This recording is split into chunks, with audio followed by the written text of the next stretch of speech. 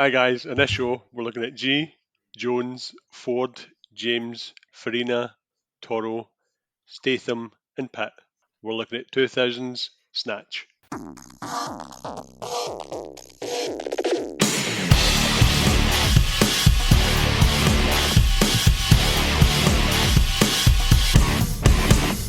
Hello everyone and welcome to the first episode of 2023. It's 100 Things You Learn from Film. I'm one of your hosts. My name's Planty and I'm named after a Turkish airplane crash. Hey, and I'm the other guy and I'm named after Sherlock Holmes' mate. So you are. This is John Watson. John Watson. John Watson, Happy New Year to you. How are you, my friend? Happy New Year to you as well, buddy. Yeah, I'm good. Good. Hogmanay is something else in Scotland. It's actually it's not as big as it used to be, but it's better than half the things you do. I'll be honest with you. I tend to watch that fucking fruit market broadcast with Jackie Bird over do you? Hootenanny. I'd rather watch that than Hootenanny because Hootenanny has increasingly worst musical acts as it goes on. At least you know where you stand with, I don't know, Simple Minds, Eddie Reader, and those two blokes with the accordions. The accordion and the fiddle in it. Oh, what's their names again? They're always bloody there. I always want to call them Foster and Allen, but they're not. the two blokes out of the Vic Reeves sketch. Oh, God, God. Takes me back, man. I just assumed one of them must be dead by now, but no, apparently. What? No, still with us. Still with living. Us. Clean living and only one sherry on Hogmanay. Aye, that's about right. Anyway. John, we're the podcast, of course, that tries to learn 100 things from every film that we cover. John, what are we talking about this week? So we're looking at Snatch from the year 2000. So man, it was always slightly better kind of shaved, wasn't it? Snatch in the 2000s. There was always a little bit tuftiness. Am always I right? Striving for perfection. Yeah, okay, that's got rid of them. That's fine. Now the new listeners are gone. Let's get back to the same old shit we do. What, a year before 9/11? No, I'm not going to do 9/11 stuff. My New Year's resolution is less 9/11 stuff. We might actually get some more listeners if we do that. Right, okay. I've got a personal history with this film. Mainly because I've seen it probably about 100 times. Yeah. Because I think it's fucking brilliant. Okay, I think it is the dog's fucking gems. I really do this. I rate it, and that's the thing, I rate it above Lock, Stock, but apparently in Guy Ritchie's top 5 films, it comes before Lock, Stock. Something about your firstborn, though, I guess. I know, but this annoys me, right? So I'll break straight into this because it's not to do with the film. But I'll do the top 5 Guy Ritchie films. So according to who? According to IMDb, Rotten Tomatoes, the whole lot. So I'll do both. I'll do one for Matthew Vaughn as well. Okay. So top 5 for Guy Ritchie. Number 5, Munchy Munchy Man from U.N.C.L.E. Oh, I quite liked that. It's fun. It's all right. Sherlock Holmes. Started eating people. I was going to say that. No, mate. Those Sherlock Holmes films are fucking brutal. It's in there at number 4, buddy. Sorry. Number 3 is Snatch. Well, we know and love. Lock, Stock is number 2, but number 1, The Gentleman. Okay. It's a toughie because there are 3 really, really good films. Yeah, they are. Yeah, previous episode, of course, The Gentleman. Exactly. Now, Matthews is different. Because I was looking at him and thinking all sorts, but he's quite an eclectic bunch, this one. So, The Kingsman. It's a great film. It's so much fun. Except for that one final gag at the end. It's kind of like, okay, we get it. You're a fucking pervert. Yeah. It doesn't out for me, but okay. Stardust, which I didn't realise they did. Great fun. Kick-Arse. Yeah, Kick-Arse is all right. Kingsman: The Secret Service. I've never made it all the way through. Oh, is that the circle, the golden circle, or is that the King's Man? Aye. Yeah. I never made it all the way through. And X-Men: First Class. The second best X-Men film in my eyes. Oh, really? Just behind X-Men X2. Yeah, that's way up there. X2's the best one by a country mile. But that First Class film I could probably watch over and over and over again. Mm-hmm. The problem is they kind of tried to keep it going all the way through. And that Dark Phoenix film, woof! Oh, I thought Apocalypse was bad. Yeah. Maybe we shouldn't put that particular Stark as a main character as one of the most powerful characters in the Marvel universe. Yeah. Maybe we shouldn't do that. You know, I just got on board with Famke Janssen. just this year. You just leveled on that. You just made peace with it. Absolutely. But yeah, 2000 was. I was working in I was working for a computer game sales company. I feel like I might have told this on an early episode that we did. I was working at a computer sales company, and one of the guys got in loads and loads of trouble. Because before he got in loads of trouble, he Googled Snatch film on the works computers or InfoSeek or whatever, Snatch film, and his manager made him go to the IT manager, who was a fucking monster of a man, and admit what he'd done before he got caught. Oh, Jesus! Because there was no bars on anything at gameplay.com. No bars on anything. So you could search for absolutely anything, it would come up. But Howard would come out and fucking ponytail of justice, you man. Of course his name is Howard. 2000, what else could we have been talking about? So it's weird because I was watching a lot of these for free back in the day because I was working in the video shop at this time. Oh, Global Video. Yeah, back in the day. So we're looking at Requiem for a Dream. Let's do it. Let's just go this straight One away. of these days, John. One of these days. Dude, Where's My Car? Oh, Jesus! I went to the theatres to see that. Did you really? I did, yeah, with Scary Neil. Hollow Man, which I rated. I thought it was quite good. I also went to the cinema to see that. The Bacon. The Sixth Day with the Schwarzenegger. Yeah, okay. I've never seen that one. That's the only Arnie film I've never seen. Oh, really? Yeah. That's not too bad. Okay. A film that I'm now saying is worth another watch, but I'm going to give it a go. The Cell with J-Lo. And the bad guy is an Agerstrom. Aye. Yeah. So I'm going to give it another go. I hated it when I saw it. A lot of people hated it because I thought it was style over substance, but a lot of people are saying it was generally quite well done when you look at it now because it's more about the way the criminal mind works. So Lassie's a fine actor as well. I don't care what anybody says. Nah, she'd come on a little bit from Ants 2 years previous. Yeah. Yeah. And another show classic, Final Destination. Oh, right. Previous episode. Yeah. Super. Yeah, very good. Just a little bit of kind of behind the scenes for people who haven't been listening from the start. I think I said this on episode 2, but in some weird symmetry that we have just done a revisit of episode 1. This was going to be our episode 2. And I think I was watching it on a Saturday afternoon on the iPad on the bed. Mm-hmm. And I probably got to like 35, 40 minutes in. I think I messaged you and went, John, I don't think this is going to work. I don't think we can get any facts out of this. And I'm not cool with the slurs. And you just messaged back and went, yeah, it's not working for me either. And we fucking abandoned it. And it's some sort and Kirsty could never have known because Kirsty's recommended this. Your partner, of course. And she recommended this. And she couldn't have known that this was going to be our episode 2.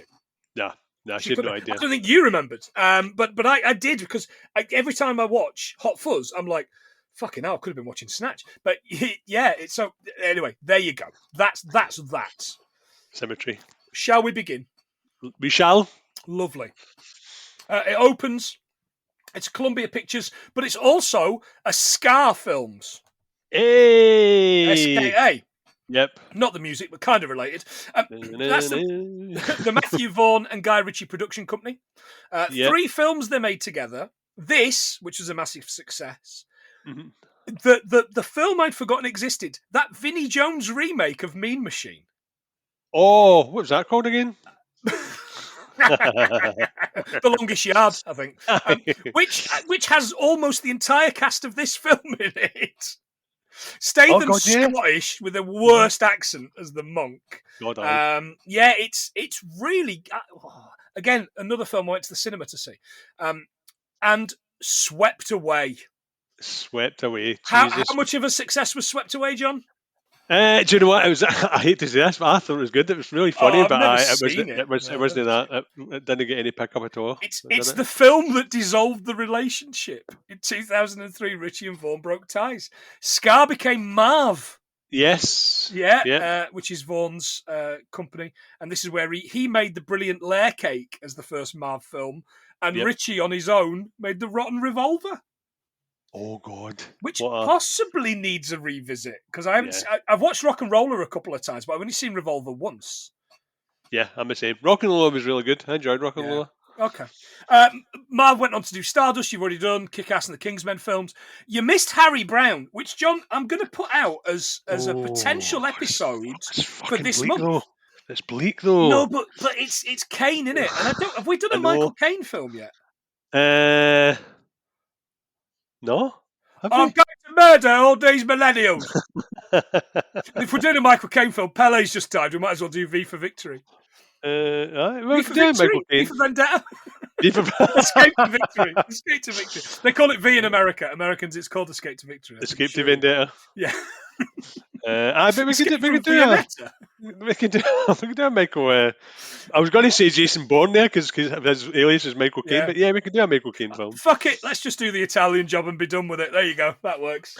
That'll do. Coming next year from Marv, right? I love this. Is a film about Tetris. No way. Yeah, Apple TV have picked it up. I could not be any more excited because I fucking love shapes plummeted towards the earth to Russian dance music, which I assume it must be about, and not the story of the guy that invented it, played by Taron Egerton, and didn't make any money out of it. Oh, really? Yeah, the USSR, wasn't it?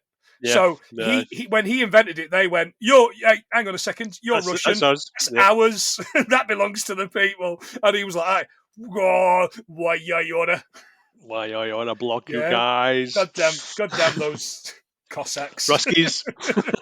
As we learned throughout this crazy film. Russians. We opened with Turkish saying he was named after a plane crash, and his business partner Tommy was named after a famous 19th century ballet dancer. Not the gun. Oh, Tommy. Yeah. The only 19th century ballet dancer I could find was possibly Thomas Wilson, the dancing master between 1774 and 1854. But credit to me for that, I think.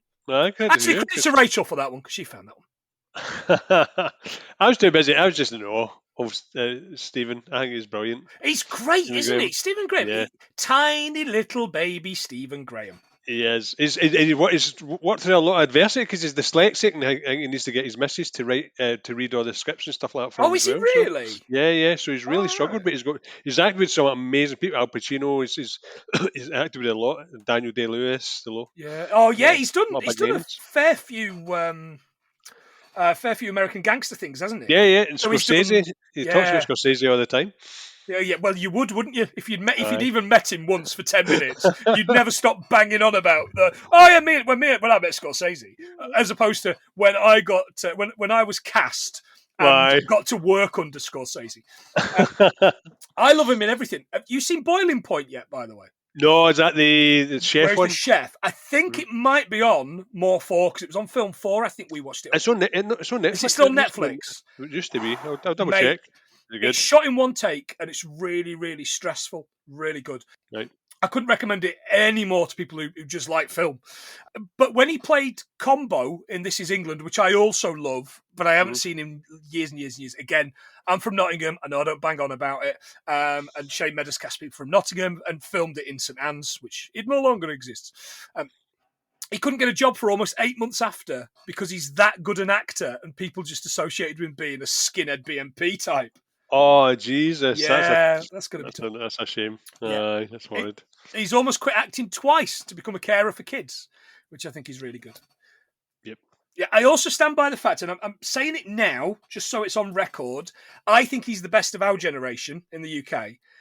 And I think we'll probably see him win an Oscar in the next 10 years. Oh, God, aye. Without a doubt. Look at you. You're like, yeah, fucking hell, we will. Yeah. It's a thing, though. And as a chameleon, you can't, like, I seen him in a thing with Jodie Comer about the lockdown situation, like a drama. And he's like, he can turn his hand to anything. He's absolutely astounding. He loves Jodie, doesn't he? He really does. He got her the same representation as him. I was watching a video of him going, oh, yeah. I thought she was one of the best I've ever seen. She's brilliant. She's a much better actor than me. And I just got my representative to represent him.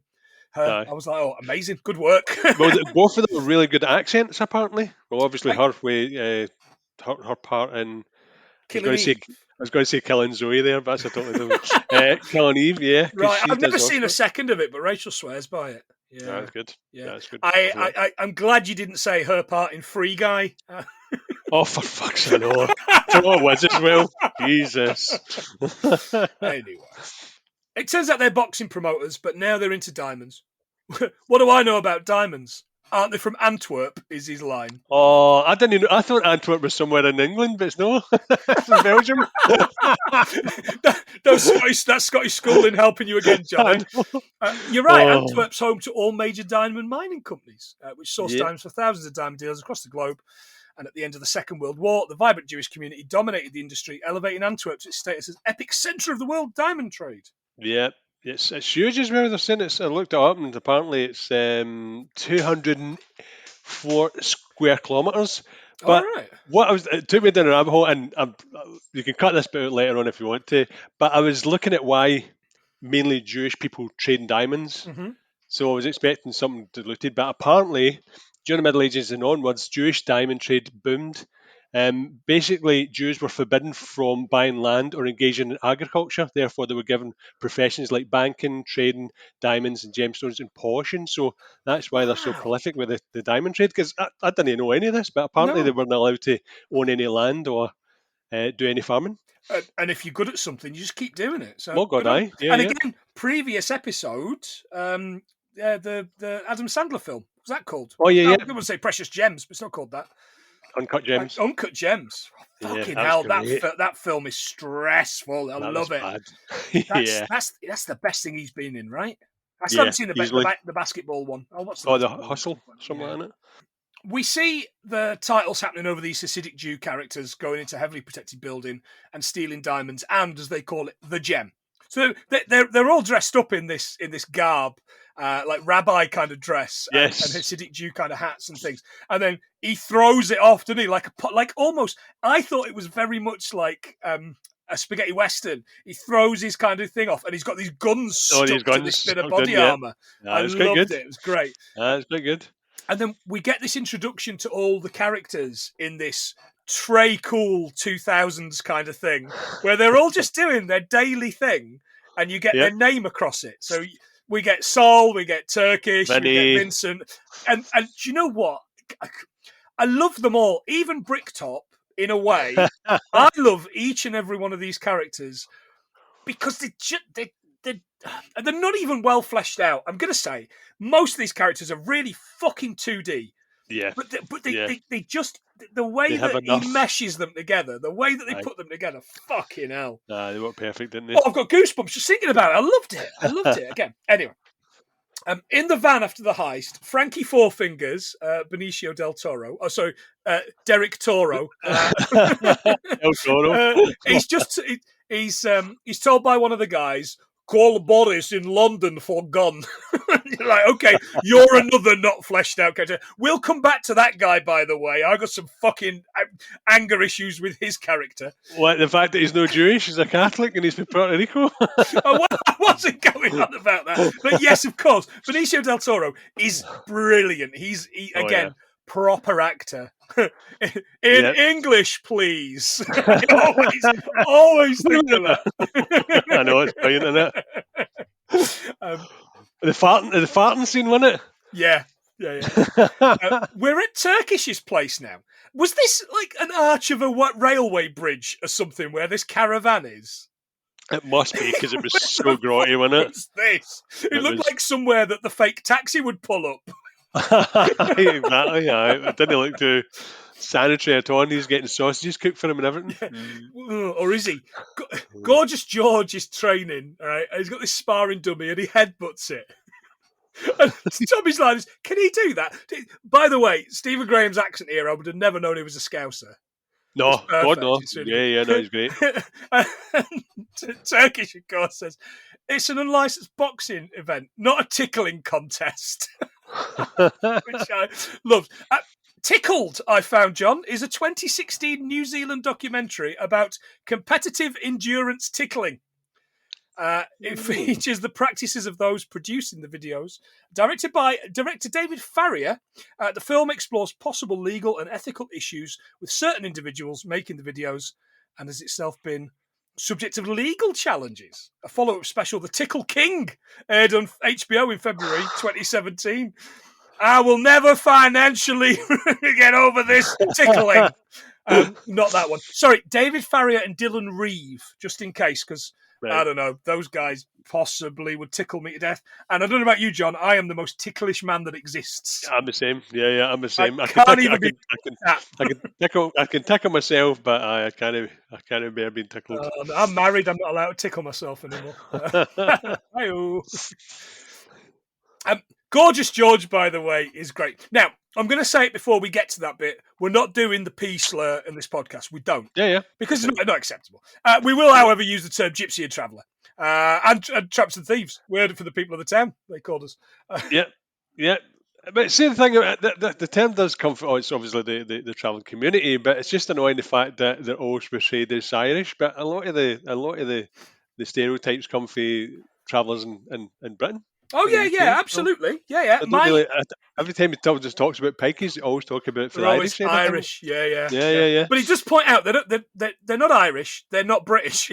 He's like, okay. I don't know. My stepmom's mum was from an Irish traveller family, gypsy family, and she fled them to get away from them. She ran away to Derby, of all the fucking places. I mean, it must be terrible being a gypsy to run away to Derby, and it'd be better. I thought there's a big community down there as well. There was a massive Irish community in Derby when I was growing up. A lot less so now. Anyway. They've seen the light. Yeah, they've all moved to Notts. Good lads. I like old Charlie with the sausages, by the way. How long are those sausages, Charlie? 2 minutes. 2 minutes Turkish, which is a response for everything I'm ever cooking or doing at home all the time. Turkish wants a new caravan. The one he works out was this tiny little Tourer, isn't it? It's like some 70s thing. Aye. Tommy says, what's wrong with that one? And he goes and he takes the door and goes, oh, nothing, Tommy. It's tip top. Here's 10 grand. It'd be nice to get some change. How long are those sausages, Charlie? 5 minutes. 5 minutes. It was 2 minutes 5 minutes ago. Now, that is me when I refuse to put the switch down and do what I've promised I'm going to do. I am the same, mate. I'm exactly the same. Especially because I'm playing Cult of the Lamb at the minute, and it's just fucking just like that. One more day. One more day to fleece those bastards. One day more. Tommy gets a gun from Boris the Blade, or Boris the Bullet Dodger, as we learn. We find out that he is indestructible. And the reason he gets it is because they've got to deal with who? Bricktop. Right. He has got most of the best lines in this. Oh, God, aye. And he's also got the best line in Cockneys versus Zombies. It's a fucking zombie! Forgot about that. Cockneys versus Zombies. The last film of Ever Decreasing Circles, Richard... What's he called? Oh, Richard? was it? Yeah. Richard. Oh, I know you're talking about. Yeah, Honor Blackman was in that as well. They're all dead except Bricktop. There you go. But he's no longer doing cameo videos, so I think he might not be well. Just saying. So, lads, if you haven't got him on your Deadpool yet, get him on. Was Michelle Ryan in that as well? I think she is. Yes. Wonder Woman. Jesus Christ. Wonder Woman. Yeah, she was Wonder Woman for like one season, wasn't she? Yeah. And he pulled it. Better actor than Gal Gadot, though. Aye, yeah. Considerably, yeah. I am Wonder Woman. This is my lasso. Okay. All right. Of justice. You of unobtainable origin. We find out that he has a pig farm. And he's going to use Gorgeous in one of his fights. Tommy says, are those Lancashire pigs? Who the fuck is talking to you, boy? Which I like. Do you like pigs, John? Are you a pig fan? I fucking love bacon is life. Fair enough. And I like Porky. Porky is my third favourite cartoon character. Well, it's funny you should mention that, because if you wanted to buy a pig, you could. Preloved.co.uk has 7 Oxford sandy and black piglets for sale, £60 each, or a Vietnamese pot-bellied pig, £30 a piece. The downside is, John, they're alive. Oh, I was going to say, where are you getting that for the trotters? There you go. But more for you. A whole butchered pig at farmtotable.co.uk, including delivery. So that's 4 times 2 kilos of boneless leg joints, 4 times 2 kilo boneless shoulder pork joints, 4 times 2 kilo belly pork on the bone, 12 pork chops, 4 400-gram packs of back bacon, 4 times 6 pork sausages, 4 times 400 grams packed minced pork, 2 times 400 grams pack of diced pork. How much do you think that will cost you? Oh, God. I'm going to say 150 quid. Oh, mate, you are so far off the pulse with how much meat costs. Where'd you get your meat from? The Barras? Barras, aye. You get your meat bought into the pub by some bloke covered in blood. Govan Market. I wouldn't eat anything off the Govan Market. 350 quid. Oh, but if you've got a chest freezer, you know, that's such a good deal. 300 quid for a lamb as well. Do you remember the Tamworth 2, though, John? No. Ring any bells? The Tamworth 2 were a pair of Tamworth pigs called Butch Cassidy and the Sundance Pig, who escaped whilst being unloaded from a lorry at an abattoir in the English town of Malmesbury, Wiltshire, in January 1998. They were on the run for over a week, and the search for them was on the news every night. They both died of old age in 2010 and 2011, respectively. Oh, that's there you nice. go. I remember that because there was fuck all else going on in my life except for booze and drugs back then. So, Save the pigs. Save the pigs. And save the pigs indeed, because there are 11 native breeds of pigs in the UK, all of which, John, are considered at risk of extinction. Not of extension. What? I mean, that would be if you were elongating a pig, which you should maybe do. Yeah, might need to start doing that. Long hog, which is something I've never been called.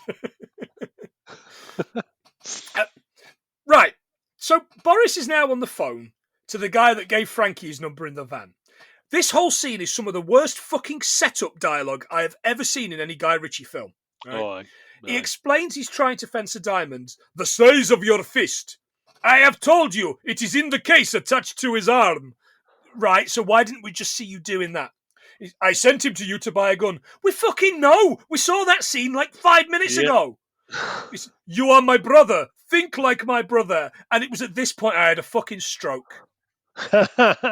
Because, like everything else is so funly written and so well fucking detailed. Aye. It's one of those sort of just cram it in just so everybody knows where everybody is. But there was no need to, I mean, the brother thing doesn't matter. He's put him in touch just because they're gonna go half as on the stone. We don't need to know that. I sent it to you to buy a gun. We know, we've seen that. It's in the case attached to his arm. Why else would he have a case attached to his arm? Do you know what I mean? You kind of like this. It just feels like this was fucking shoehorned in for no reason. Nah, totally. Boris, however, says he knows the guys for the job. Franky's getting fitted for a suit, a massive cigar on, and he's talking to Avi in the States. Avi. Oh, man. It is, by the way, our first Triple Crowner. Is this a triple? First person that's been in 3 episodes, if we're not counting John Polito, because we've done 2 episodes of The Crow, which we're not counting. Yeah. No, that's fine. Dennis says I'm happy with that. We did Dennis in this, Manhunter, and Big Trouble? Big Trouble? Does that sound right? That terrible, what's his name film? About Miami. You can't even remember that film. Oh, fuck so. It was like early last year. Early last year, we looked at loads of shit that I'd never seen on Disney Plus. And it was that, and it was that one. Was it Get Shorty? No, it was the Get Shorty. Oh, shit. It's his 4th film. Fucking hell, John. He was a Triple Crowner back in October. Oh, mate. Yowzers. Man, we can't be that far off an entire season, can we? It's well remembered, by the way. Listeners probably beat you to it, but but this is happening live, so fuck them. Of course, you don't mean it. We love you, you fuckers. He tells him to stay out of the casinos and return with the gem. And stay out of the casinos. And it's just this little clip. Oh, Viva Las Vegas. It's just these little shots of him gambling and losing and sweating his brow. Well, isn't he? Fucking brilliant. I love it. We're not doing Viva Las Vegas because we did that with Dan Belson. Yep. Army of the Dead? Yeah, Army of the Dead. Fucking hell. So he has to talk to Doug the Head to fence the smaller diamonds that he's got. Yeah. We meet Doug. Who is it? It's Mike Reed. Mike It's Reed. it's Frank Butcher. A couple of things about Frank Butcher or Mike Reed. Go on. So he's no Jewish. I'll tell you that. He's not Jewish, no. But he also did a show called Runaround. Runaround. I'm not old enough to remember it. Yeah, I can remember. I remember tennis balls and kids getting hit with tennis balls. But he also presented some Big Break. Did he really? Yeah, he's there as one of the presenters, so he must have done it. Man, I quite liked him. He was fun. I did when I was looking through his straight to video work. He had an alarming amount of 90s video stand-ups that he'd done back. I mean, and I assumed those would have been like 20 quid a pop in 90s. Oh, yeah. And I also found something called Pussy in Boots. I seen it. I didn't look at that, but I seen that. I looked at it, and now I wish I hadn't. Which was basically a filthy adult panto. You know, like that shit Jim Davidson does, like Bitches in the Woods or whatever. I don't know what those are called. But yeah, Pussy in Boots. Also starring Ivy Tilsley out of Coronation Street. What? Yeah, I hope she wasn't Pussy in Boots because I could live without that. Yeah, something I don't want to see. But he'll always be remembered, won't he, Frank, for turning up with the spinny bow tie on. Aye. I mean, it wasn't spinny. I just remember it spinny. Naked. Merry Christmas, doll. God, that takes you back though, doesn't it? Oh, I loved it. By the way, I did get a little bit confused because for some reason I thought he was the DJ married to Sarah Green. Oh, no, really? That's the other Mike Reed. That's the other Mike Reed. That's right. God, there was two of them, weren't there? Jesus. That's your tune, innit? Oh, our tune. Aye, our song. Fucking hell, this is middle-aged men British podcast personified. This makes everything we learn from The Simpsons. I know. He pretends he's Jewish, but he's not. As you said, Have a Nagila was his ringtone. I loved that. He's like, I won't buy strops, Avi. Strops, of course, are rubbish, a crap. Which we'll learn a little bit more about crap diamonds a little bit later on in the episode. All right, okay. He kicks these lads off his doorstep who was spitting, and this kid's like, "It's a free country, ain't it?" It's like, it isn't a free shop, so fuck off. It's brilliant. He's great in it, and I'd love to think had he lived longer, we'd see him in a lot more of these roles. Arguably his best role, other than Frank Butcher. Oh yeah, no, definitely. Telling kids to fucking run around the studio. Yeah, definitely. He was in a few. He was in the bill. He's done a few things. Yeah. He's a lot of uncredited stuff. Boris everywhere. gives Franky a gun. He was running around everywhere. Boris gives Franky a gun and asks him to put a bet on the unlicensed boxing. He wants him to put that on because this particular bookies won't let him bet. And this is obviously all part of it. He knows that he shouldn't be betting. Yeah. Gorgeous and Tommy drive to caravan site. By the way, I loved Gorgeous George in this because he's just so fucking northern. Fucking hate gypsies. he's so northern he can barely speak. Everybody that goes there say the exact same thing, don't they? I hate gypsies. Yeah, they all do that I hate gypsies thing. Yeah. We meet Mickey, right? And of course, it's the great Brad Pitt. Yep. Question mark, his greatest ever role? I think he's totally underrated for this because, as I say, and I've said this to you, when I first saw this, I thought he was talking absolute fucking gibberish. Mm-hmm. But now that I can understand that, I think, man, that was fucking good acting, man. Because he's obviously not Irish, but he's picked up a dialect that's so fast, man. Yeah. And I'm Scottish, so the fact that he's talking at pace that I can understand him was... absolutely. There's all these kids about and all that. It's like... like, give us a $5 and I'll take you to him. How about a quid? Oh, you're pretty fucking tight, mister.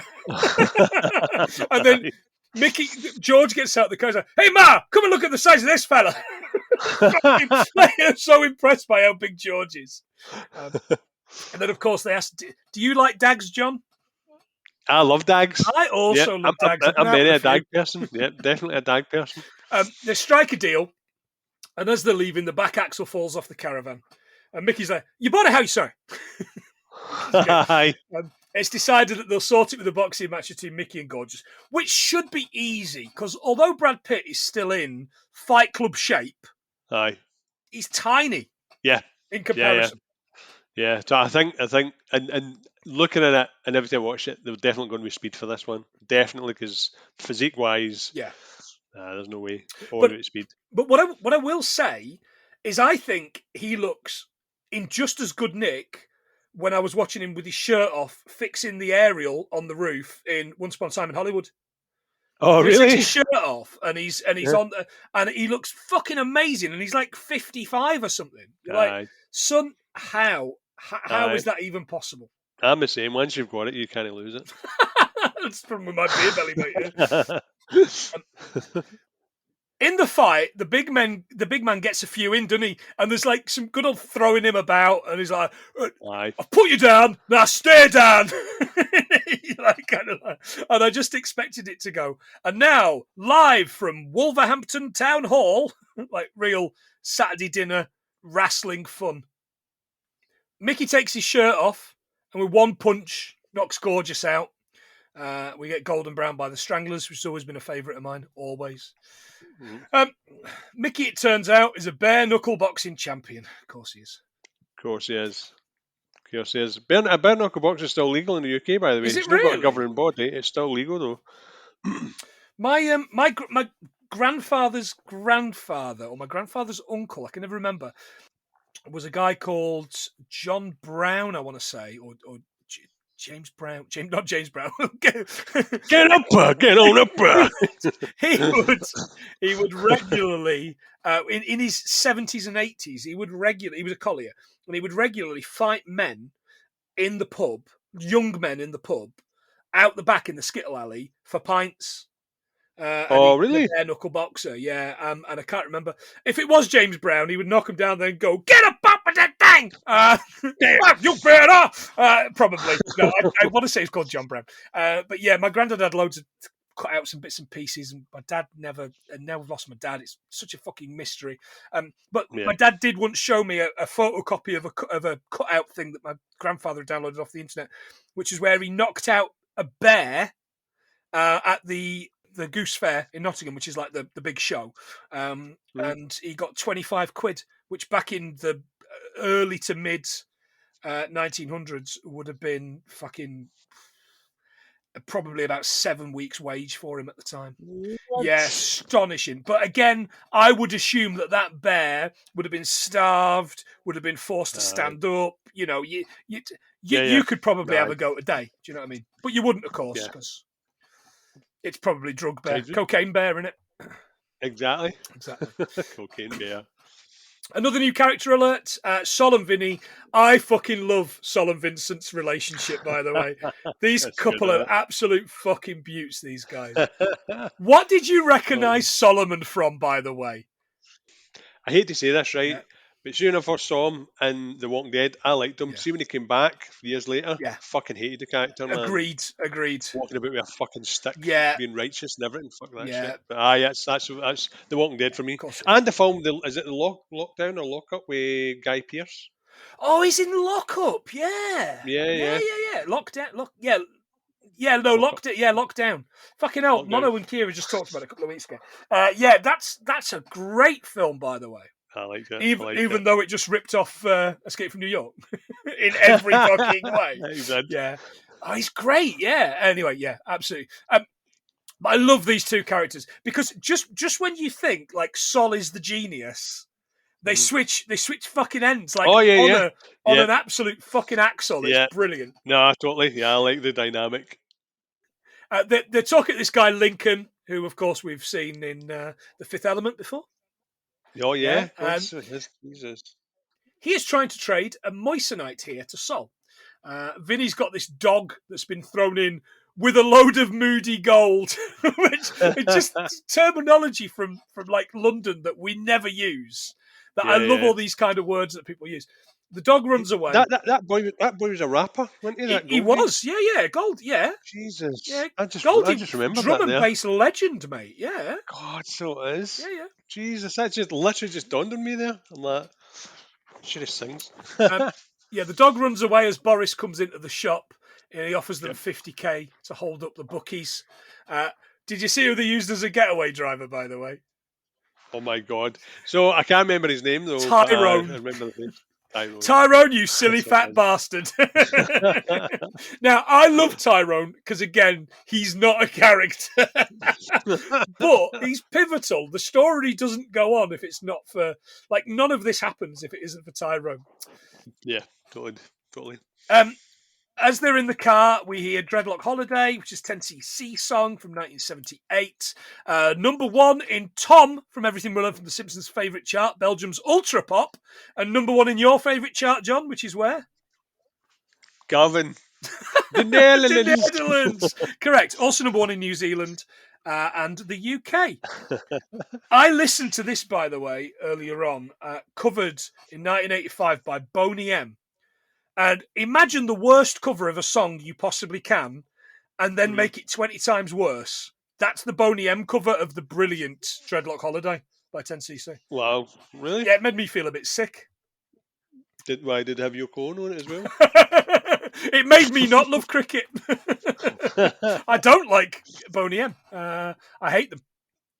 Tyrone's thing is, it's like, you've done a rally driving course, ain't you, Tyrone? Course I have. Great. Vincent found the dog back at the campsite. He went to get it. Tyrone's massive and can't get out of the Rover, and that's the joke. And look, I'm only doing the fat shaming thing because I'm fat, right? And I can't get out of the car, although I can. Nice. I thought you said he was a getaway driver. What is he able to get away from? Get away from. Like he can move when he wants to. That was it. He can move when he wants to, and we see that, and he does move when he wants to. Oh, yeah. He says, look, why don't you just concentrate on the guns? And he's like, I have. He says, I got this shotgun. He says, that's an anti-aircraft gun. It really was. It was a hell of a gun, wasn't it? But now, I felt fucking targeted here because Tyrone wouldn't park in a space that was big enough for 2 cars because it was too tight. That's like me with the Focus. Oh, is it? Since I got the Focus, it's not that it's any bigger than the Leon. It's just that it's got a fucking tow bar that I don't need. Yeah. And the tow bar, the amount of times I've fucking hoyed the tow bar into the fucking shrubs or onto a high curb, like, fuck off. He backs into the van containing Franky Four Fingers getting changed because it was coming at a funny angle. He says, that's what happens when you reverse, cars come from behind you. The dog barks, so he says, give it that squeaky toy, and it grabs it and eats it. And he goes, oi, don't snatch. Ba, ba, ba. I literally wrote that down for you, It's our thing. You says the title, you wins the movie. You win things. Back at the arcade, we learn that Tommy lived, didn't get killed, and that Gorgeous actually is still alive, but he's not well enough to fight Bomber. We see later on he's got this fucking this head and neck bracelet. I thought he was dead because when he was lying on the ground, he had his eyes open. I was like, oh, he's pan. Just having a awake sleep, one of the open-eyed sleeps. They say they're going to use Mickey, and he agrees to fight for what? Oh, for a cameraman. The lads now need to convince Bricktop that it's acceptable. This is how you know Bricktop's a bad one, because he runs illegal dog fights as well. Yes. Right? And this dead dog upset me. Dog fights are illegal. Dog fights are illegal. No, yeah. They've been illegal since 1835. Right, okay. So it was outlawed for cockfighting, bear baiting, and badger baiting. Right, okay. All outlawed. Well, they're still doing them these days illegally, but either. Yeah, exactly. Well, truly. He's put him in a ring and he shits himself. Poke him with a stick and watch his bollocks grow. He says, we want to change the fighter. We've got a new fighter for you. Come again. He says, no, he's mustard. Mustard? I don't care if he's Muhammad, Ahmad, Bruce Lee. You don't change the fighter. And I have said a lot of the times when I've heard people talk about boxing, which I know nothing about, or like wrestling, I always go, I don't care if he's Muhammad, Ahmad, Bruce Lee. And people never get it. I think they look at me and say, what? Eh? He loses all his money that he's taken with a change of fighter, which again will come back shortly. Turkish needs to ensure that Mickey goes down in the 4th round. So now he's in his pocket, as it were. Doug explains that he's meeting Franky at the fight that night. Avi says the reason he has 4 fingers is he loses bets to the wrong type of people. and that he's heading to London. Did you see how he got to London, by the way? So I've got a fact about this as well. Get on. At Concord, Yeah. right? So that's blew my mind. So if you're traveling from New York to London on a normal plane, it'll take you 8 hours and 15 minutes. Back in the day in Concorde, which had a top speed of Mach 2.1, so slightly twice over the speed of sound, it got you there in 3 hours. That's amazing, isn't it? 3 hours. You would pay the extra, wouldn't you? Oh, God, yeah. Concorde was produced between 1960 and 1979. They only made 20, 6 of which were private. On July the 20th, 2000, an Air France Concorde crashed in Gonesse, killing 100 passengers and 9 crew, as well as 4 people on the ground. The final commercial flight of Concorde was Air France to JFK, 30th of May, 2003. Oh, end of an era, man. Absolutely. He turns up, and Doug's like, Avi! He's like, sit down and shut up, you big bald fuck! Which no one has ever said to me when I've entered a room, and I wish they would. I would give them all the love in the world. Oh. He says, hey, big balls, I don't like leaving my own country. I especially don't like leaving it for anything less than warm sandy beaches and cocktails with little straw hats.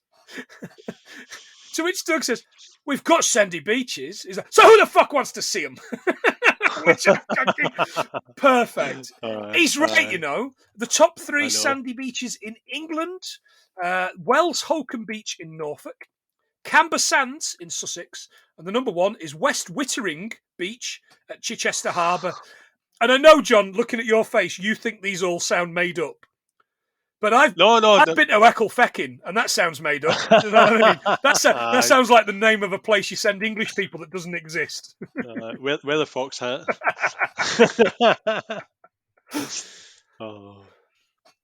That night outside the bookies, the lads are waiting on Franky. The deal is that Boris will get the case, and they will get any money that's been bet on the fight.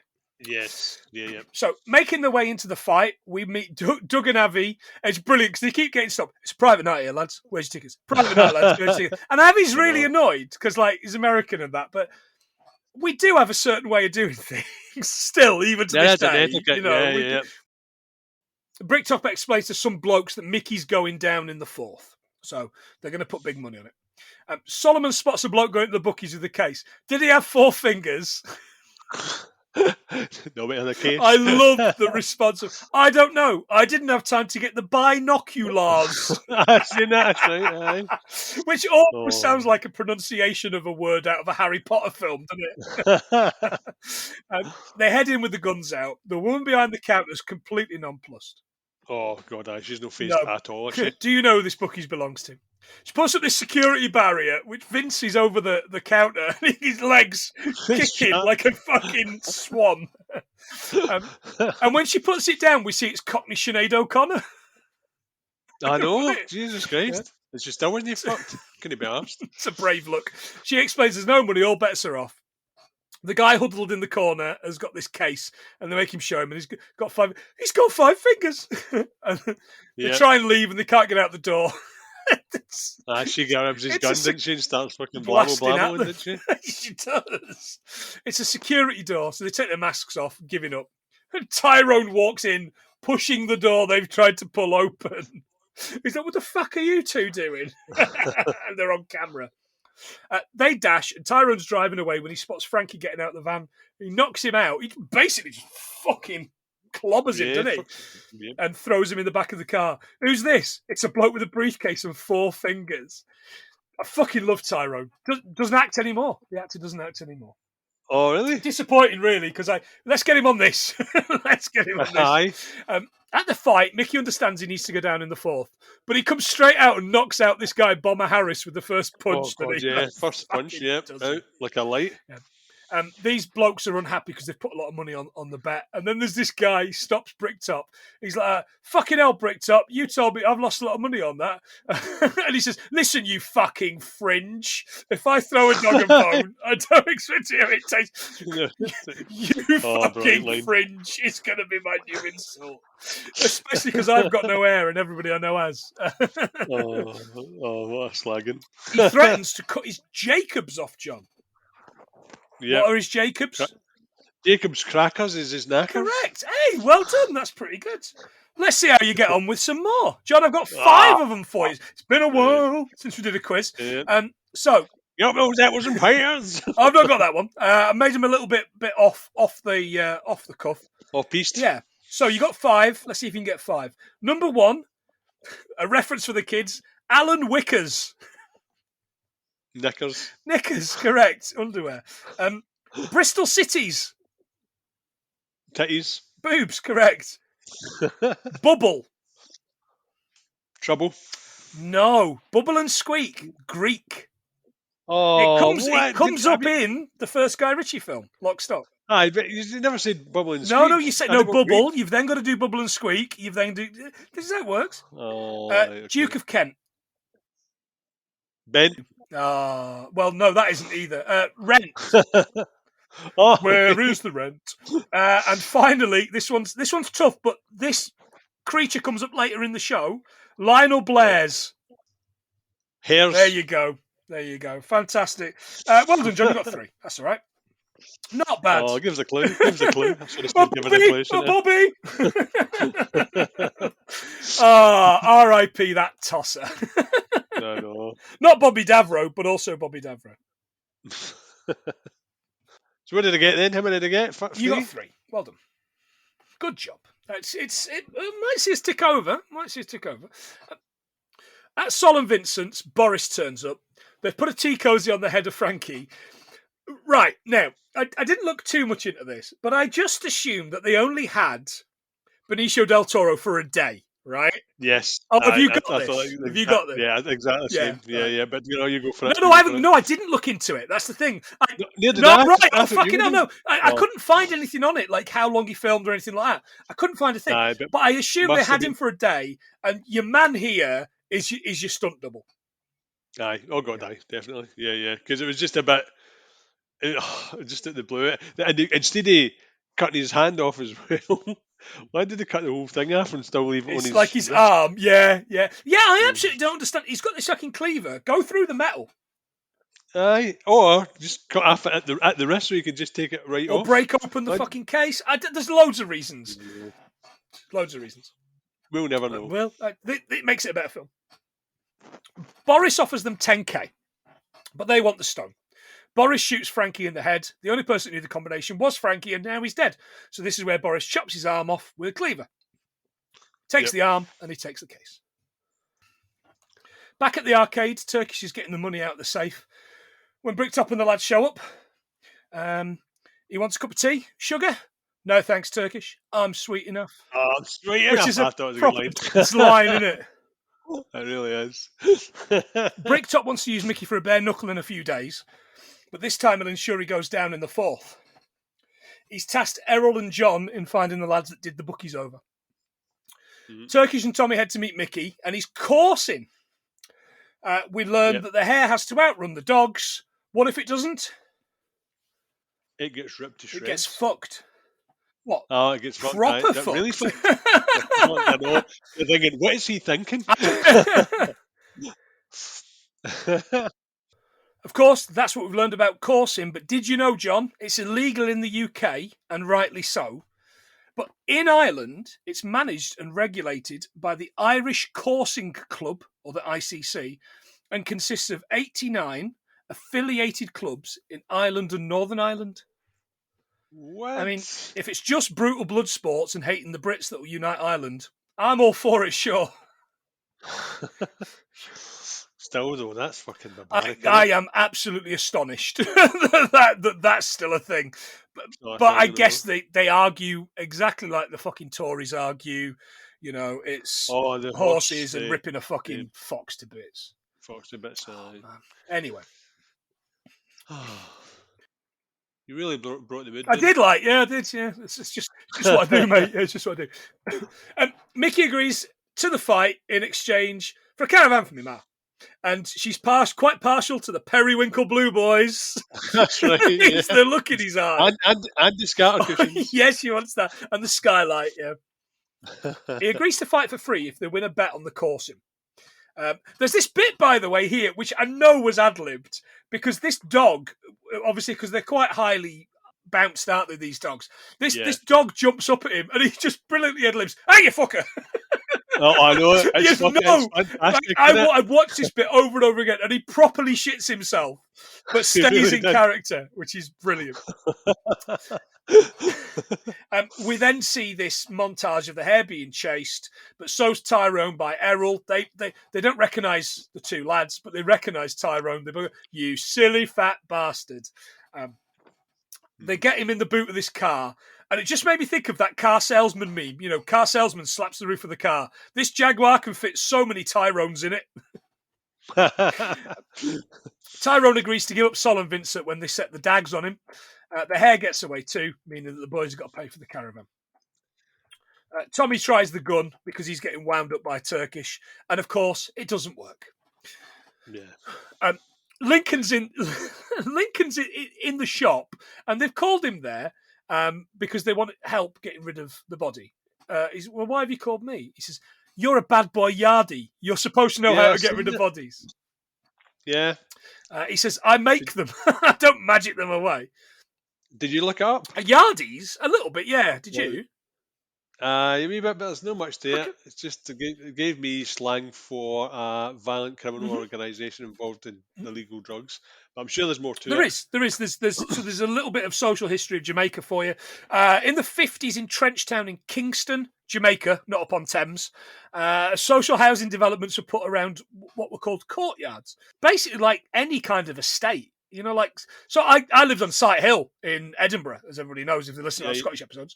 So you're I'm a sighty. I'm a shitey, all right. The courtyards became the place where all the crime and the dealing and the robberies and homeless people were, and the bad uns would hang about, and they called them yardies. Not many yardies in the Lake District, to my knowledge, but, you know, Big Mon. Big lakes. Bricktop turns up. Lincoln knows him, but the boys don't. And this is where we get a few facts. That they're wrestling with the body, and he says, "You need to cut a body into 6 and then feed them to pigs. 16 pigs will eat a 200-pound body in 16 minutes. That's £2 per pig per minute. Hence the expression, John. As greedy as a pig. Exactly. There you go. So we've got some factoids. True fact. Yeah, it's all good. Apparently these are true. Yeah, all true. Do you know what nemesis means? A righteous infliction of retribution manifested by an appropriate agent. Personified in this case by an horrible cunt, me. So there you go. So we also now know what nemesis means, as well as being probably the worst Star Trek film. Bricktop says he's going to cut the lads up until Sol offers him the diamond. He gives them 48 hours to find it. Avi's looking for someone to find Franky. The girls. Now I've not mentioned the twin girls. They're not actors, not ever actors, but you know, you've got to go and see. You've got to see Uncle Avi. I know. We know. He's coming soon. You know. We know. And what he says, we know. Brilliant. The girls recommend Bullet Tooth Tony because he gets shot 6 times. He turned 2 of the bullets into gold. Doug had those made for him, so he loves Doug. So they get Tony in. It's who? Vinny Jones. Second episode of Vinnie Jones after that wrestling film that we did. Yeah, that's pretty bad. Yeah. The takedown? No, whatever the fuck that was called. Jesus, that is gone from my head. That's committed to non-memory. 316. Vinny 316. Yeah. He comes in and they head with Avi's man Rosebud, who's this big fucker, isn't he? This big fucking, he looks like a wrestler. And they go and see the only Scottish person in this film, John. I know, it's Spuds. It is, Ewan Bremner. Oh, he's always great fun. Oh, he's good. They put his head in the car window. The line is, we've heard you've not been around you've not been around too much. And I heard you've not been around too much, Tony. He's like, oh, well, the blood that courses through my veins is still warm, which is a great line. He puts his head in the car window and drives off down the road with him, basically listening to the radio. And he's like, Tony, I can't breathe, Tony. He sounded, he sounds like that fucking Jane Godley comedian, about as funny as fucking AIDS. And I think might also be dying of AIDS. So every cloud.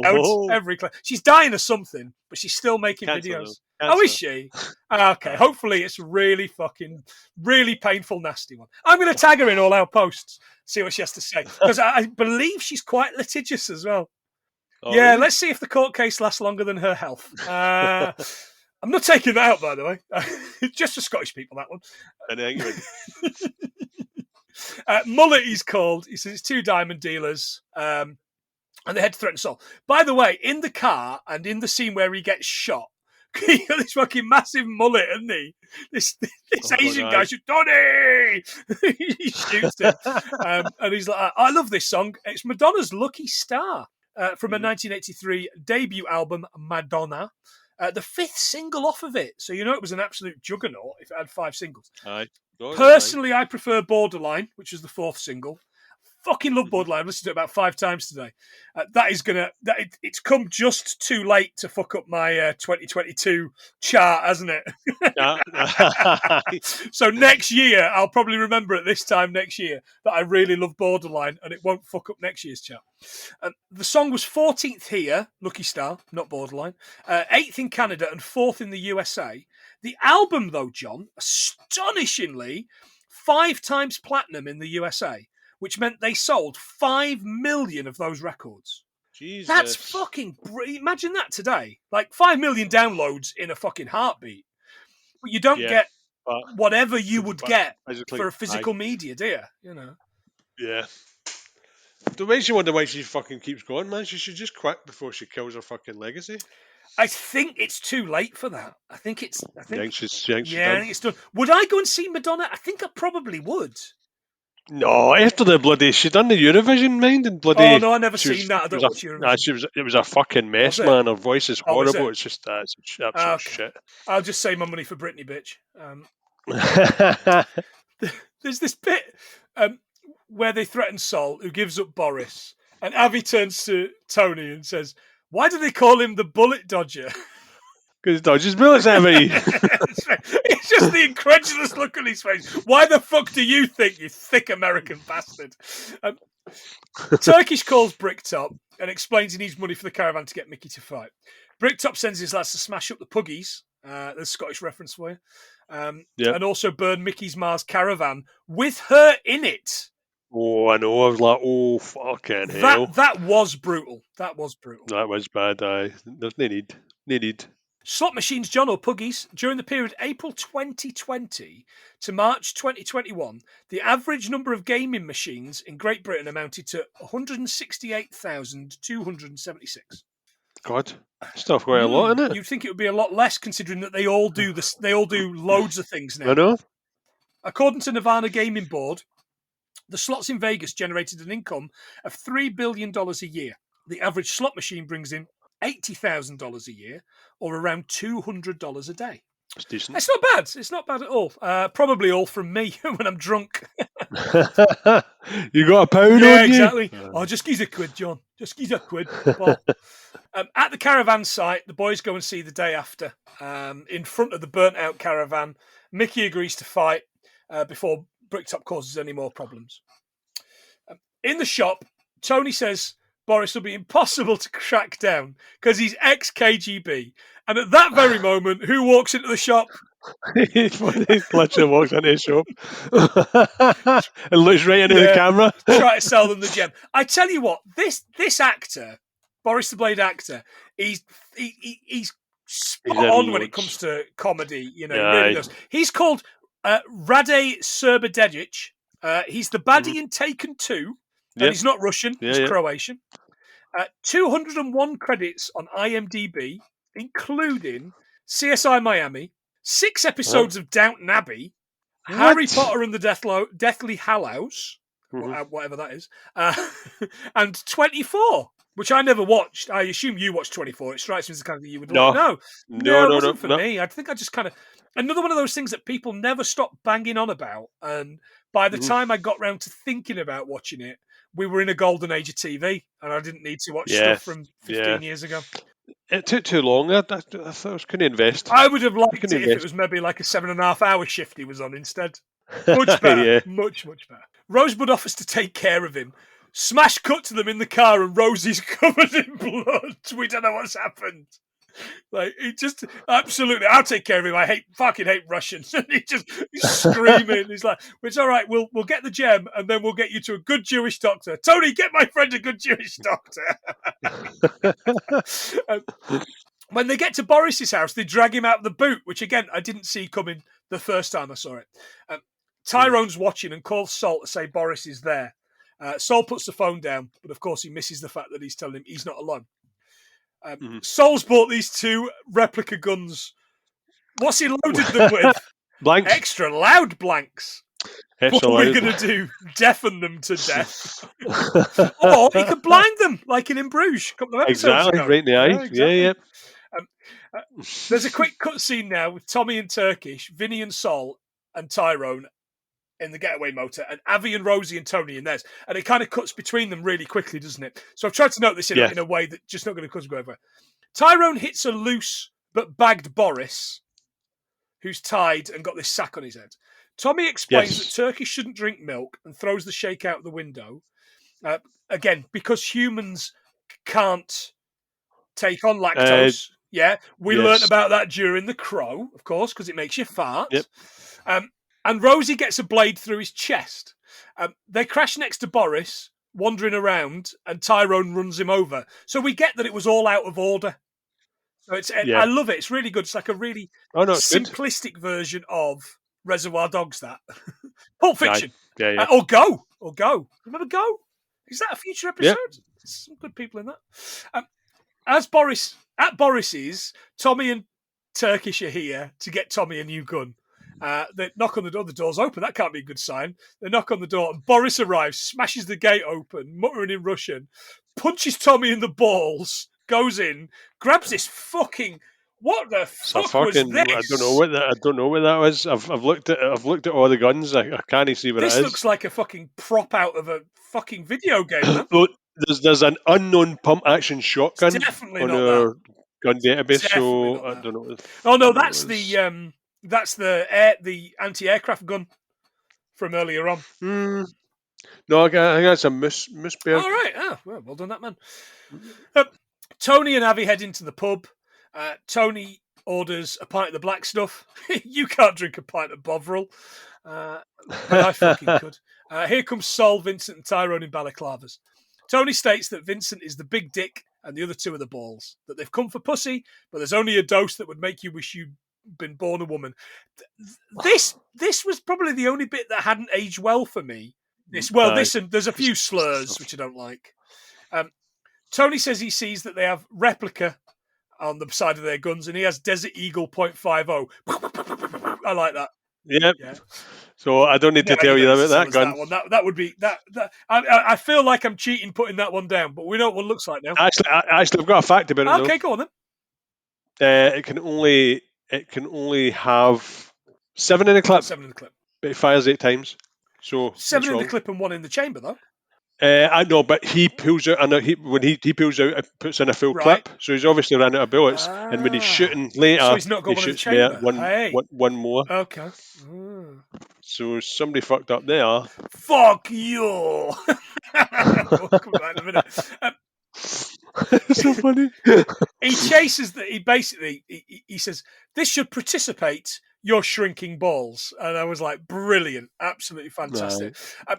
This is the second use in the film of the brilliant Ghost Town by the Specials, which is in my top 10, 15 songs. Has been my entire life. I love Ghost Town. I think it's just beautiful. It's so just fucking melodically haunting. Yeah, it's great. Number 1 for 3 weeks in 1981 in the UK. It was the 12th best-selling single of 1981. And the top 5, John, was a really fucking mixed bag. Can you guess one of them? One of them is one of the biggest songs, British songs of all time, of that new romantic kind of era, electronica kind of thing. Any ideas? Captain Sensible's Happy Talk. No, it isn't. I'll run you through from 5 to 1. Basically, the first 3 I hate, and the second 2 I love. Number 5, This Old House by Shakin' Stevens. Right, that's what you're Piece of coming to. shit. Number 4, Prince Charming, Adam and the Ants. Don't like it. Not a big Adam and the Ants fan. Number 3, Stand and Deliver, Adam and the Ants. Even worse than Prince Charming. Number 2, Tainted Love by Soft Cell. Mwah. And number 1, the perfect Don't You Want Me by Human League. Oh, God. Aye. Again, really of an age, innit? Don't you want me? Aye, yeah. We lost Terry Hall of the Specials a couple of weeks ago, and I am still so sad about it. I never saw the Specials live, in spite of having the chance in Carlisle 2.5 years ago, just before lockdown. Mate. So, listeners, I am telling you now, go and see the bands you want to see. Go and see the comedians and the people you want to see. That is the Specials and Prince now. Although the Prince one was slightly different. I didn't have 130 quid to go to the Hydro and see him because I was poor at the time. Aye. If I had, I mean, I probably could have gone, but I wouldn't have eaten for 2 weeks. Although they'd probably survived. I'm a fat cunt, like. But yeah, the Specials. I know Tom went to see them on that particular tour in Blackpool and said they were fucking brilliant. So, they go out into the hallway and they see Avi with the case. Boris appears at the other end of the hallway, demanding the case. Tony shoots through the wall after telling Avi to pull his socks up. That's quite a good code, wasn't it? They all drop to the ground except Boris, who obviously gets fired upon. Tony makes his way in. The lads have left with the case, all except for Tyrone, because he can't always move when he wants to.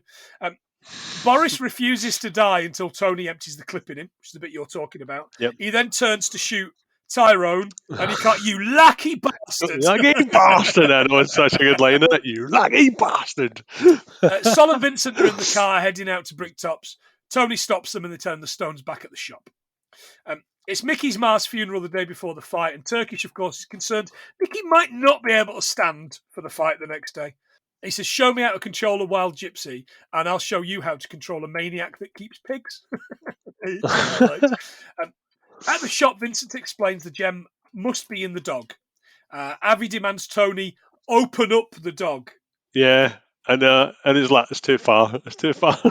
Yeah, and he's like, "Oh, I'm not going to," but then he kind of eventually does. He goes to. Yeah. Mm-hmm. There's a kerfuffle, and Vincent... It's squeaking. He's like, it's squeaking. They're all upset. Everybody gets upset at this dog squeaking because he's eating the thing. I know. Vincent admits he's got the gem down his keks. He takes it out, gives it to Avi. Avi's looking at it, and the dog does what? Fucking... he just jumps and bites it at his hand and swallows it. You've got dogs. Aye. All the fucking same. Oh, By the way, I've got to say, the acting of this dog is fucking spot on. There's some brilliant acting from this dog. Sometimes you can see it clinging onto the, like, for instance, when they're sitting in the car, you can see that Morgan, obviously for The Walking Dead, is sitting there, but the dog's got his hood and he's pulling it at a shot, so you could tell that the dog was up to no good in the background, but they had to sort of work power through it. I absolutely love it. He's all over it. He grabs the back of the coat at this bit. Oh, it's great. It's fantastic. And then escapes out the window. Avi starts shooting wildly at it. And we assume he hits Tony because everybody in this film dies off fucking camera. Yeah, it must be limited working time only. Yeah. And he's like, "Come on, Tony, let's get after the dog." Tony. And this is the last we see of Avi. Last line of Avi at this point. Anything to declare? Yeah, don't go to England. That's your fucking opinion, mate. Yeah, I tell you what, you stay out of London, I'll stay out of Chicago. The lads decide to put the bodies in the car and go looking for a pig farm. Mickey's barely alive for the fight, and Bricktop instructs his men to shoot any of his people if they leave before he does. He's also got a gang of lads at the campsite in case they try anything. And when Bricktop goes in, this line fucking did me. Because he says, does he understand? He says, yeah. He says, but does he understand that he's going to feel pretty fucking bad when a campsite full of gypsies are putting out the flames on the back of their children's backs? Their children and like, Jesus, hell, that's dark, grim. isn't it? Yeah, it's a really grim line. Hmm. I really liked, by the way, as they're going into the ring, there's no kind of like entrance music or anything. They're just walking into the ring. And then they just shouting at him. Like screaming at him and carrying on. And then there's this fantastic bit of fighting happens. Mm-hmm. Everyone's grabbing at everybody. Like proper characters. I spotted a Croydon Mark Benson, and Bo's answer to Rutger Hauer in this crowd. I was disappointed we didn't get any more of those people in it. Mickey knocks the guy down with his first punch, and obviously we see everybody looking fucking... Everybody's shit out with that. Pure fucking arse is going. Luckily, he gets up again and then dances around for the rest of the round. But I did really like the choreography and the fighting. I thought it felt really real to me. I got a lot out of it. There's a lot of... Yeah. There's a lot of blows and a lot of sound. I like it when they do the sound. Yeah, good Foley always works. Got punches and all that. Aye. And the music was good as well throughout the whole. And that's the one thing that you can always rely on. He's obviously got quite an eclectic taste in music. Oh, yeah. I assume that considering there's a Madonna song in this, we've got the specials, all the stuff we've got, this is not cheap music. Oh, yeah. They must have put a lot of money into the music. Yeah, I think his reputation back then was spot on. Yeah, absolutely. And probably the fact that he was nipping Madonna was helping with some of that. Oh, shit, of course he was. Yeah, fucking hell, mate. Of course he'd have got that for fucking buttons. Pretty much. Lucky Star. Did you not see a picture of her Lucky Starfish when she was under that bed in that photo? In the fourth, Mickey gets battered and he gets knocked down. This uppercut, by the way, this looked fucking great. Oh, this sideways on shot, mid-range shot. Must have felt like it looked like bullet time because every shot was a different shot of shade. It was a bit weird, wasn't it? But really it was good. Sexy. I liked it a lot. We see him, he falls underwater, looking up at the boxer above him, and the line from Turkish is, all he has to do is stay down. He gets up, knocks the guy out, and Turkish then goes, now we are fucked. Bricktop leaves, and we hear him on the phone with a gunshot over the receiver, blatantly from the campsite. Out at the car, he basically goes, give me the fucking shooter, doesn't he? And we see Mickey and the lads leaving. Right, Turkish's voiceover now is, and I can't do the voice. I've tried. Do you ever cross the road, look the wrong way before you know it, a car's upon you? What do? You do something very silly. You freeze. And then we see Turkish and Tommy pulling faces as if they're going to get run over or something's happening in a freeze frame, but not Mickey. And we learn why, because he's got plans. He did have plans on basically running the car back over, is the line he uses, which I quite liked. It had previously occurred to me that tonight's reaction, the gypsy's reaction, he'd taken the demise of his mother rather lightly, but for every action, there is a reaction. And the reaction of a gypsy is usually pretty insane. So Bricktop's men all get murdered at the campsite, as does the guy in Bricktop's car. When he asks for his shooter, it's one of the gypsies in the car, and he's like, here's your shooter, you cunt. Which I can never hear the word cunt said by anyone Irish, Southern or Northern, without it sounding like punk. And I think this guy was possibly Northern Irish, the way he says cunt. Cunt. You cunt. Yeah. The reason Mickey never went down when he was supposed to is he's had the money on himself the whole time. Yeah, and the only people that have really done badly out of this are Turkish and Tommy. Aye, pretty much. Aye. So they head to the campsite to ask him to fight for them again. And when they get there, no one it's empty. But the CID are there asking questions. Of course they are.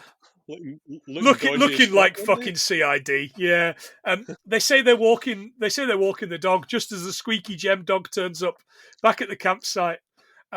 This is the bit where you go, Daisy, come here, Daisy, good boy. Who calls a dog Daisy? That's a boy. I know, but he's a good dog. Yeah. Daisy. The line from CID is, "What's in the car?" To which Turkey says, "Seats in a steering wheel." Seats in a steering wheel. Probably my line of the fucking film, by the way. Just the way he looks at him. As they're leaving with the dog, they see the police have pulled over Sol and Vincent with the bodies in the car. Why is he wearing a tea cozy on his head? Tommy took the dog to the vets and found half a digested shoe, a squeaky toy, and an 84-carat diamond. They go to see Doug, and he says, I think I might know a bloke. He calls Avi, and Avi does the whole coming back over thing. And it's bow, bow, bow, bow, and that's it. And that is the film. Done. By the way, I'm so glad we're covering good films again. Yeah, it's a really good one. I enjoyed Me too. It. I had such fun with it. Any more facts, John? Yes. So at one point, Top Brick calls them pedigree chums. He does call them pedigree chums, yeah. So, Pedigree Pet Foods was founded in 1957 as Chappie. Oh, we used to And, feed the duck, Chappie. yeah, Yeah. Chappie, yeah, remember that? Something like that. In Leicestershire, England, the UK. There was a 3.5-inch floppy disk in the Good stash. spot. Wow. You see that? And it was introduced in 1980, Yeah. but it actually didn't take off until 1982. The real name of the Drowning Trout pub is Jolly Gardeners. I saw the Jolly and I couldn't get the rest, so well done. Yeah, you got Jolly Gardeners. And the Antwerp Diamond Heist is dubbed the heist of the century. Thieves stole loose diamonds, gold, silver, and other types of jewellery to the value of 100 million. Loose diamonds, do they sleep about a bit? Oh, yes. Fast. The guns were Glock 17, Colt, Heckler and Glock P7, Heckler and Glock S9, revolver, Smith & Wesson Model 680, and Taurus Model 85. Excellent. Thank you very much. Brad Pitt wanted to be in whatever the next project was after seeing Lock, Stock. Richie was happy to cast him and wanted him to be Turkish. However, it turned out he could not do a very good Cockney accent. So he just about could do an Irish accent. So they ended up making him the gypsy. The dog was called Bo, and it bit Lennie in the crotch. By the way, this is the bit you're talking. You're talking about, but it bit him in the crotch. Yeah, not good. He played it off and just continued the scene. So the take's using the final cut. So I've got my notes here, and I obviously didn't pay too much attention to what Rachel had written for the notes because she's helped us out as always. But apparently, Lucky Star cost $1 million to license. What? I mean, fuck that! I don't care who your wife is, mate. Get a fucking discount. Nah, exactly. It wasn't even that good a song. Vinnie Jones doesn't actually appear in the scene where Vinny and Sol are sitting outside the bookies, ready to hand over the diamond, and he approaches them. He was in jail after getting into a fight the night before, so he couldn't turn up on set. So instead, they get a Vinnie Jones lookalike to tap on the glass with the gun. Oh, that's fucking beaut, isn't it? I love that. That's brilliant. Is that one of Rachel's? That is one of Rachel's, yeah. It's not one of mine. Oh, the role of Bricktop was offered to Scottish actor of very little repute, Sean Connery. Apparently, he watched Lock, Stock and enjoyed it, but apparently the producers said they wouldn't be able to afford his fee for Snatch. So instead, they gave it to Alan Ford, who obviously was brilliant, but he wanted Dave Courtney in it. Oh, and Dave Courtney's in the first one, isn't he? Dave Courtney's briefly in there. Dave Courtney was a dirty piece of work, if I remember right. Aye, it was always dodgy, but that's who you wanted in the films, exactly. Isn't it? The word fuck is said 163 times. Fuck yeah. The word mutti in German means mum. I had that because he calls Avi not bulletproof Tony, fucking hell. Franky calls Avi mutti, and it means mum, and I was kind of like, okay, that doesn't really work, but I guess he's talking about him being, like a mothering, he's mothering him kind of thing. Right. Unlicensed boxing is legal in the UK, but illegal in the US. Betting on either is illegal in both countries. And finally, sausages. I missed this. According to the BBC, it will take between 10 and 15 minutes to cook sausages, depending on the thickness. Bonappetit.com, ready to be sick listeners, recommends boiling sausages before grilling them as the fat stays in them. What? It sounds rank, doesn't it? Not a chance. I want my sausages to spit and sizzle, please. Yeah. And that's all I have got. Oh, no. The Jewish Press, weekly newspaper launched in 29th of January 1960. Circulation of 50,000 plus copies a week and 2 million views online every single month. Not so bad. How many do you think we got, John, from that massive fucking dump of facts at the end that I hadn't read? 103. Lower. 102. 90. 96. Could have done a bit better. But, it is what it is. And that was probably one of the most tiring films I've had to watch for the podcast. Just in regards that it's really hard going to kind of watch and cover at the same time. There's a lot of like writing my notes down, and I know listeners that love the film will go, hang on a second, you missed a lot of good stuff there. Maybe but you do the notes for us, and you can. Will we fuck anyway? That's the what we're here for. If you liked what you listened to, give us a quid, and we will give you a shout out in every single episode. Here are the people that do that. Maria from Cult Connections podcast. She's coming on at some point in the next couple of months to talk about Speed, the film, not the drug. But also maybe the drug. I don't know, Maria, whatever you get up to in the fucking frozen north. But she's absolutely brilliant on Cult Connections. Paul from SP Film Viewers. They've done an episode on Snatch. It's a lot of fun. Ian McComish. He's one of the people that's got nothing to advertise. Same as Emily Vint and Nigel Davis. But Ian has just watched the Little Blue Kitties film, Avatar, which I went to see on Christmas Eve, and didn't love it nearly as much as I did. Listeners knew I was going to come back with a fucking stoner for it. Absolutely loved it. Absolutely loved it. I've got some problems with it, including a 73-year-old playing a teenage girl. That is an issue, of course. Dan and Gavin. Dick Emery used to do it all the time. Oh, you are awful, but I like you. A reference for nobody old enough that listens to this podcast. That's for sure. Dan and Gavin from Be There with Belson podcast, your favourite bickering brothers, as I think we're going to start calling the bickering parent. Aaron from Z1 podcast. Joe from Hallmark of Greatness podcast. Can't wait to find out what we're covering in the next couple of weeks from them now the Christmas things are out of the way. What the fuck do you want, Punk? Well, you want John to be on one of your episodes. It's eventually going to happen. Yeah, we've been in touch, so we're going to try and organise something. You've actually messaged him then? Yeah. And we've already agreed after the chaos that is New Year and stuff like that, we'll be brilliant. On it. So I was thinking, actually the members of Modern Escapism who pay us are actually like the cast members of this film. You've got Biggie, who is quite blatantly Turkish, haven't you? The Jason Statham of the setup. You've got the Northern Stig, who is gorgeous George, isn't he? Oh, fucking hate gypsies. And likes being insulted.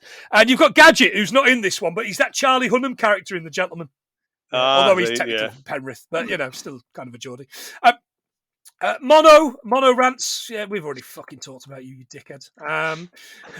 Ian, Cult Connections. He's done some. He did a Scouse Christmas with Joe, by the way, talking about 3 different Scouse Christmas specials, including the liver birds and bread. Gavin McGill, Josh Wilson. Josh is just getting over COVID. What a shit Christmas for Josh, by the way. I really feel for him. Yeah. But that hasn't stopped me winding him up on the things. Good. Phil, who's got nothing to advertise, but he's always in the What the Fuck Do You Want Discord at the minute. I'd introduced him to that, and he's always got a lot to say on video games. And of course, Rachel, last and least, who managed to get us probably out of the 70s and into the 90s this week. So thanks very much, my love. I do appreciate it. Thanks, Rachel.